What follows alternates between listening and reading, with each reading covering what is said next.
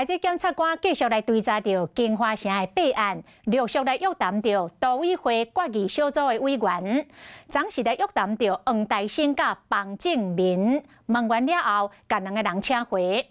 根据着网络媒体报道，参加开会委员反对提悬用职率的发言，至少有18届，甚至有委员讲，我正惊到时阵会有问题。但是也是冲关成功，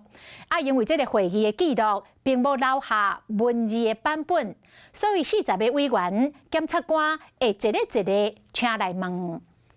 教授你好，当初为什么你会反对呢？几率的问题。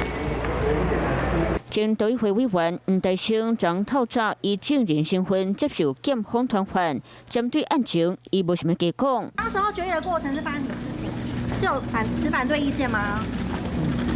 我有表示疑虑。另外一边对镜头一手公正表达家己的立场，现任委员房正明同一天报告北检说明进行后证会，因当是金华城案用这个决议小组了尾定案的关键委员，检方分配传唤要厘清会议的记录。法务局是黄珊珊副市长督导的这个局处哦，公务员就是要依法行政嘛。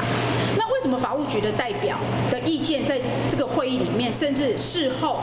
都没有被讨论，没有被尊重呢？网络媒体报道，都委会李坤光二个单受理金华城案提关用职率40件检举案相关会议内底，有真侪反对发言，亲像黄大仙当时即期提出来监视对当安尼做，我惊时效会有问题。房正明嘛讲，若照符合法律来看，过去无前例，若是阮准备过变创例，专家学者坐要18摆发言，拢无红准文，瓜政府周关成功。协书的内容是说，你盖完了以后再履约，也就是说我今天已经把容积奖励全部都拿了，也都盖完了，然后你事后再来履约，这不是放水吗？市议员柯淑华提当初金华城案签的协议书，内容规定时间内会当先当完囡仔才照契约行，提到使用这照2年内会当以立建筑内建等等标章甲保证金提上来，随合约内容细则公开。检验继续追查，随的约谈，经后进40位委员厘清真相。